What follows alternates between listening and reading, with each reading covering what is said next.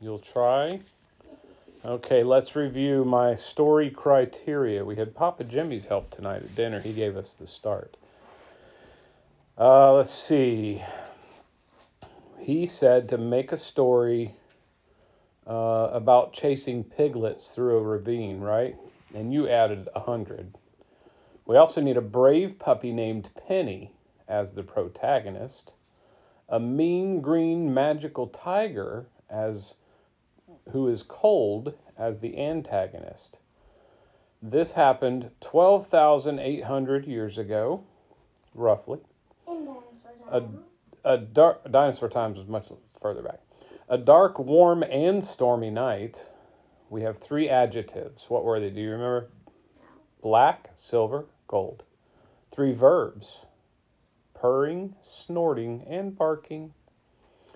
3 nouns. Labrador, Ocelot, and Puma. And our pig names. Just a few of them. Charlie, Envy, Ivory, Slothy, Porkreata, Emily, Bun Bun, and Baby. And for dinner, pancakes with pork chops and maple syrup and a glass of orange juice. Sound good? Yeah. Okay, here we go. We shall begin. Once upon a time in a land far away, in the year 12,800 BC, there lived a brave and adventurous puppy named Penny. Penny was a black Labrador with a heart of gold and an unwavering spirit. She lived with her owner, a kind and gentle man who was also her best friend, in a cozy cottage on the outskirts of a small village. One dark, warm, and stormy night, Penny was awoken by the sound of a loud snorting and barking outside. She quickly jumped out of bed, her heart racing with excitement, and ran to the window to investigate. What she saw outside shocked her to the core.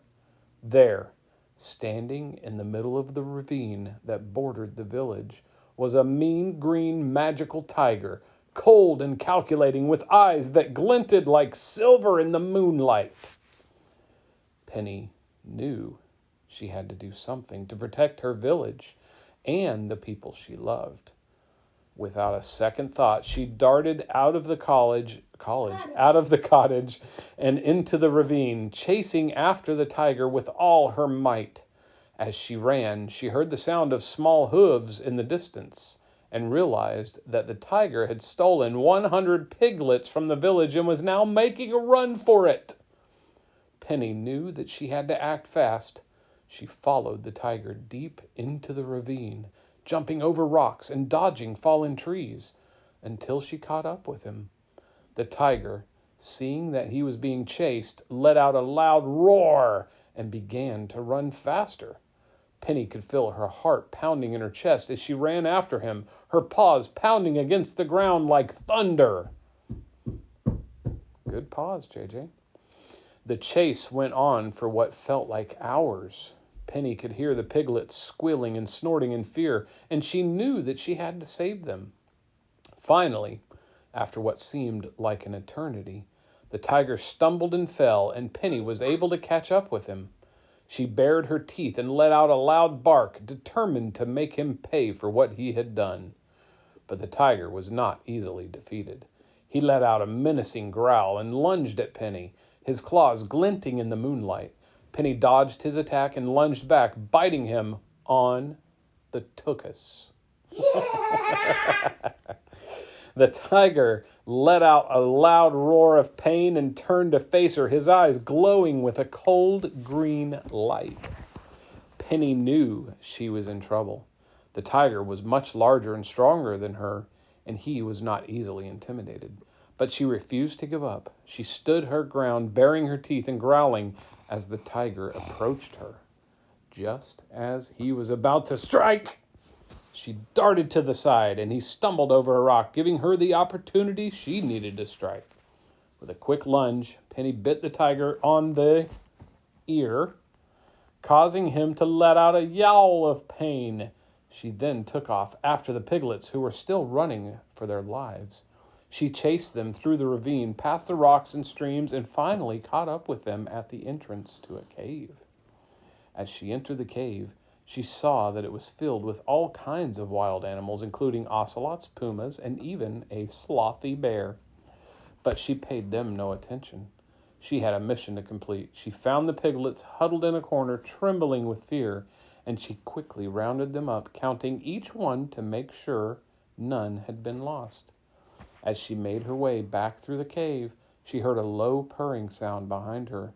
She turned to see the slothy bear who, and I left it, you get to finish. What's the last thing? What did the slothy bear do? Said, I'm sorry. That tiger's our friend. He just got a little bit angry because he wouldn't play the game we wanted. Oh, that was nice, JJ. But it's a lucky thing I have the potion to solve it. Got it right here. Okay. Here you go. Then the tiger came back and said, I'm sorry for hurting your feelings. Can we be friends?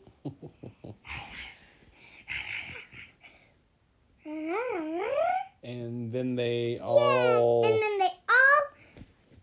then they found all lived at the cottage happily ever after. And also, all the wild animals had their own cottage in the backyard.